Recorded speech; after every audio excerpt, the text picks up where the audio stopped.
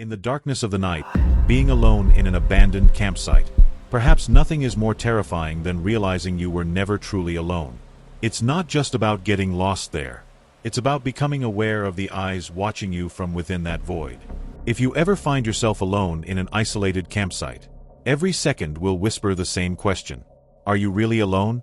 Or is something else out there, watching you? Asterisk. My channel is so close to reaching 100 subscribers. If you haven't subscribed yet, it's completely free and would mean a lot if you supported me. Let me know in the comments if you subscribed. I'll be dropping a heart on those comments. And don't forget to share this video. My name is Adam. I'm 30 years old, and I love hiking and camping. To escape the noise of the city, I used to go deep into the wilderness every summer. But what happened last year taught me how dangerous it can be to camp alone. I found an abandoned campsite on an old forum. It was called the Lonely Well.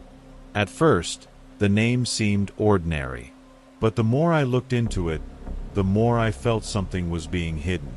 Years ago, a group of campers had vanished there. Some said the forest was cursed, and though some bodies were found later deep in the woods, most dismissed it all as just another urban legend. Still, my curiosity got the better of me. No one wanted to come with me, so I decided to go alone. Asterisk. The deeper I went into the forest, the quieter everything became. The trees were lifeless. So tightly packed, it felt like they were clinging to each other, trying to hide something. When I arrived at the campsite, I felt completely lost. There were a few old tent remnants, long abandoned. As the sun began to set, I quickly set up my own camp and lit a fire.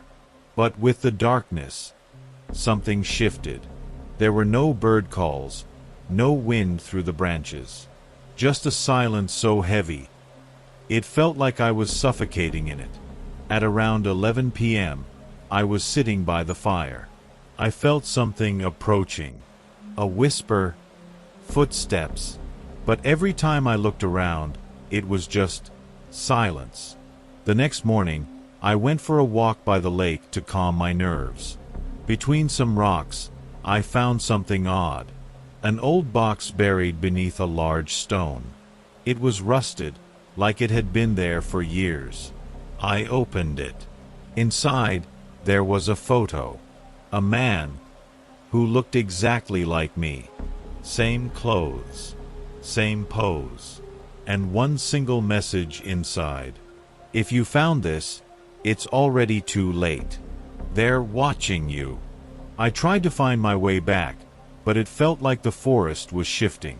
I had marked a tree, but somehow I circled back to it 3 times.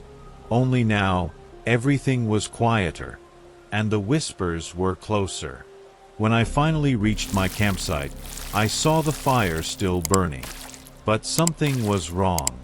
My tent was torn apart. My belongings scattered everywhere. Inside, lying on the ground, was another note. Don't sleep at night.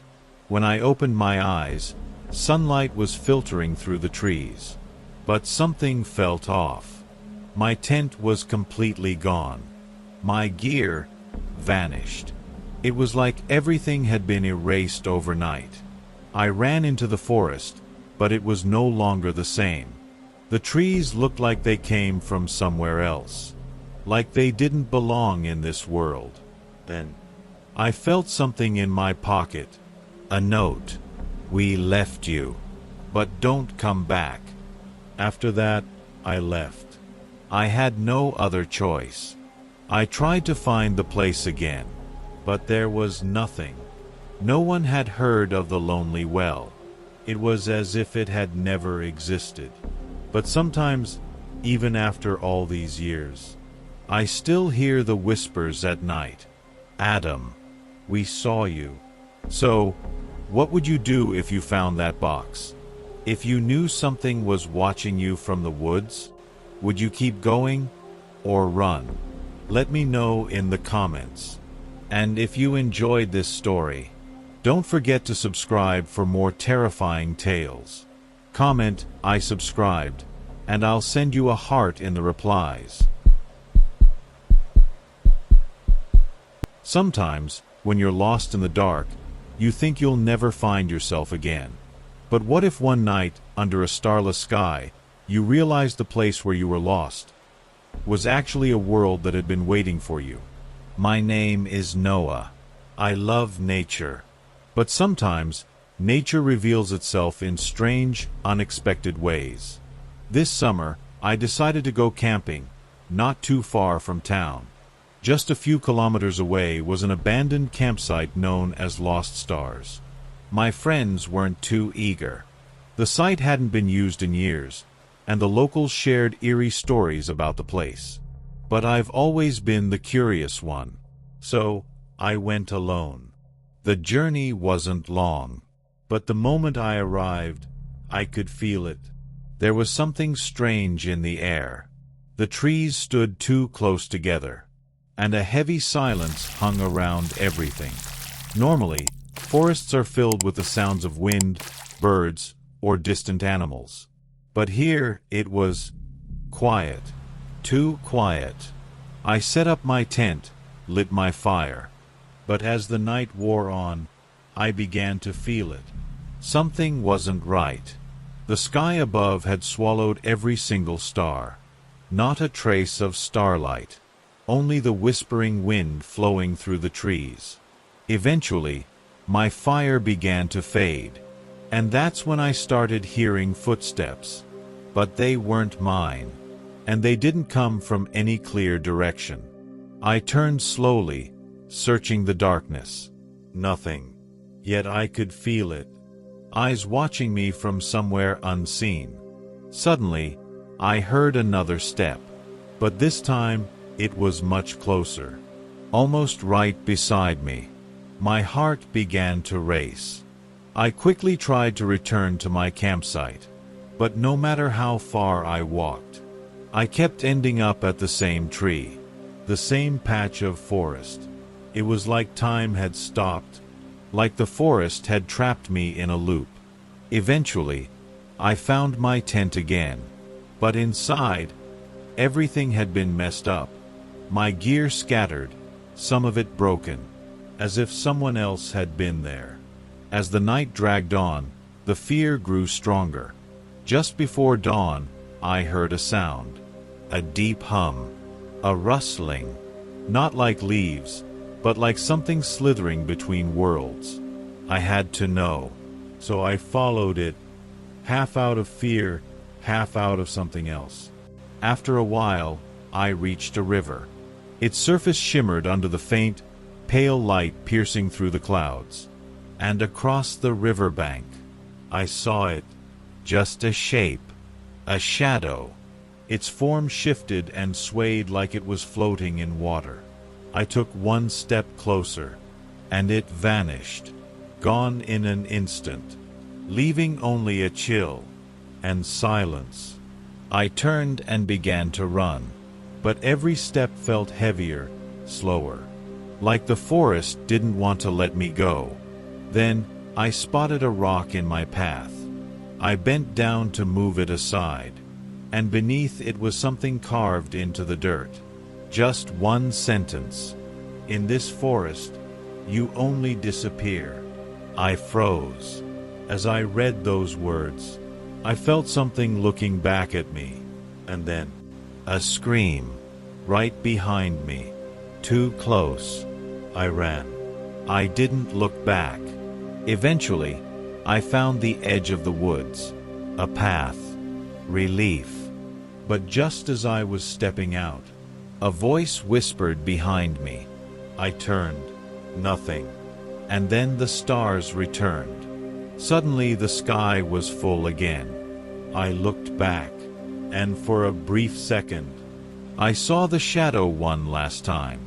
Still watching. The starless sky had given way to night again. But I knew something had followed me. As I walked away, only one thought echoed in my mind. Those who get lost here never come back the same. So if you ever find yourself alone, in the heart of the woods, remember, getting lost is only the beginning. Because once you feel something watching you, you might already be too late. And long after you leave, you might still hear the whispers. We saw you. My name is Marcus. I've always been someone who appreciates silence, especially when I'm in nature. Being away from the crowds, surrounded by nothing but the sound of wind, has always brought me peace. So going camping alone never felt strange to me. But that week, what I experienced showed me how dangerous silence can truly be. The campsite was marked on the map as Silent Hilltop. It was an old area, rarely visited. The trail was rough, paths covered in mud. But when I arrived, the view was breathtaking. A wide clearing, surrounded by dense pine trees. It was quiet, just as I had hoped. The first night went well. I lit a fire, and the sky was crystal clear. But on the second night, everything changed. I was already inside my tent, preparing to sleep, when I heard a faint tapping outside. Probably small animals, I thought. But then it happened again. And that's when I saw it, a shadow passing beside my tent. I froze. No sound, just the brief silhouette. As I tried to rationalize it, it passed again. Same shape, same speed, same silence. I carefully unzipped the tent a little. Peering out into the night, I saw nothing. But in the distance between the trees, a light flickered, like a flashlight, but it didn't move. Quickly, I put on my shoes and stepped outside. I walked toward the light, but the closer I got, the dimmer it became. Then it reappeared elsewhere. It felt like it was luring me. And I don't know why, but I followed. For about 20 minutes, I trailed the flickering glow. Then suddenly, I stepped into a clearing. And there it was, an old, crumbling cabin. The door was missing. I peeked inside. The floor was thick with dust, like no one had stepped inside for years. But right there, a trail of footprints, leading inward, none coming out. That's when I decided to go back. But the trail I had taken was gone. Not physically.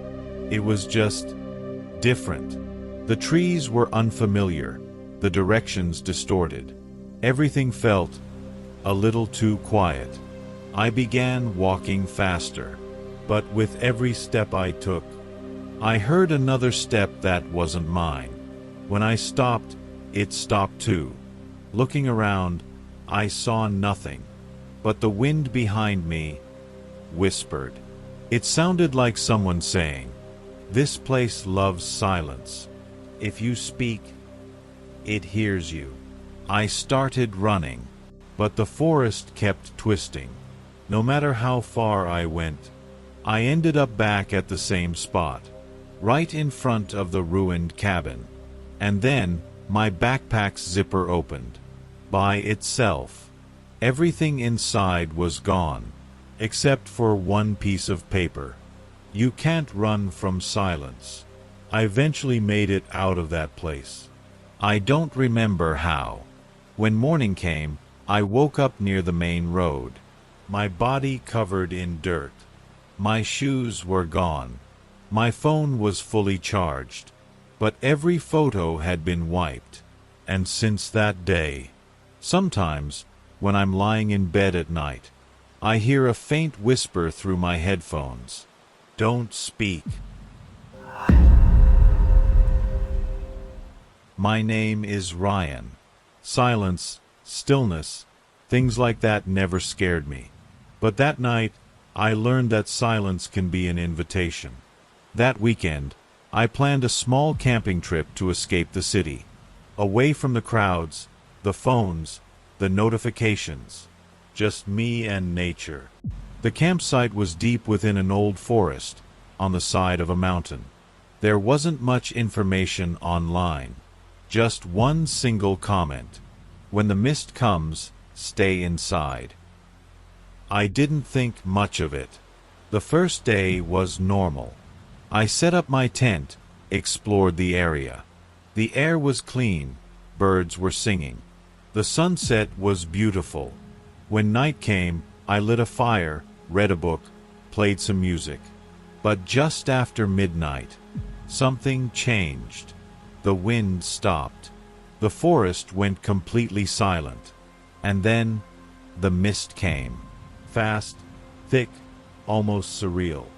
As if someone had dropped a giant curtain around me. Suddenly, I couldn't see more than a meter ahead. My fire still burned, but its light drowned in the fog. Then, I heard a sound, a muffled crackle, as if it was coming from beneath the ground. I stood up, swung my flashlight around, nothing but white. I took one step forward, and at that moment, I felt the earth slightly tremble beneath my feet, as if something, deep down, was moving. That's when I realized this mist wasn't just nature. It had a presence. Wherever I turned, it felt like it was coming toward me. I tried to head back to my tent, but I lost my direction. The camp should have been just a few steps away, but it was gone. And then, a figure appeared within the fog. Not tall, head bowed, motionless. I pointed my flashlight directly at it. No features, just a dark, unmoving shadow. I didn't speak. I didn't move. And it slowly vanished back into the mist. But then I heard something that froze my blood. "You forgot me, Ryan." I started running, but with every step, my legs grew heavier. It felt like the ground was pulling me back. Eventually, I collapsed and blacked out right there. When I opened my eyes, it was morning. No sign of anything. My tent, my gear, my fire, all gone. In my hand was a single, soaked piece of paper. "You should have left before the mist came." Since that day, every morning when I wake up, there's a foggy handprint on my window, as if someone had been watching from the outside. And sometimes at night, when the mist rolls in, I still hear that voice. "You forgot me, Ryan." My name is Eli, and what I experienced still feels like a nightmare I haven't woken up from. Last fall, I had to camp alone in the woods for a professional photography project. The concept was forgotten traces. Old trails, unused bridges, abandoned campsites. My plan was simple. Camp alone for 3 nights, photograph the surroundings during the day, rest at night, and then head back home. Easy. The first night, the silence of the forest felt soothing. I pitched my tent, wrote in my journal, even took a few pictures. Everything was normal. But on the second day, one detail caught my eye. Footprints. Just a few meters away from my campsite, prints in the mud. But here's the strange part. They were reversed. As if someone hadn't been walking forward, but backwards. I told myself it was the wind, maybe an animal. But that night, I woke up to a sound. Nap, nap. Like someone stepping on dry branches. I grabbed my flashlight, stepped outside. No one was there. But on the front of my tent, written in charcoal, was a single word. I. My nerves were on edge. But I decided to wait until morning to leave. I stayed awake the whole last night. I set up my camera, took some photos around the area. But when I developed the film, there was nothing. Nothing at all. When morning came, I packed up and started heading out. But the further I walked, the more I realized something was wrong. My sense of direction was gone. The GPS didn't work. The map meant nothing. No matter where I went, I kept ending up at the same place. An old, moss-covered wooden bridge. I decided to cross it. As I walked across, my footsteps echoed on the planks, and I saw a reflection in the water below. It wasn't mine. Someone else, a crooked silhouette, was staring into the stream. In the middle of the bridge, I found an old camera lying on the ground, covered in dust. I took the film out and had it developed days later. There was only one picture. Me, sleeping in front of my tent, taken from just a few meters away.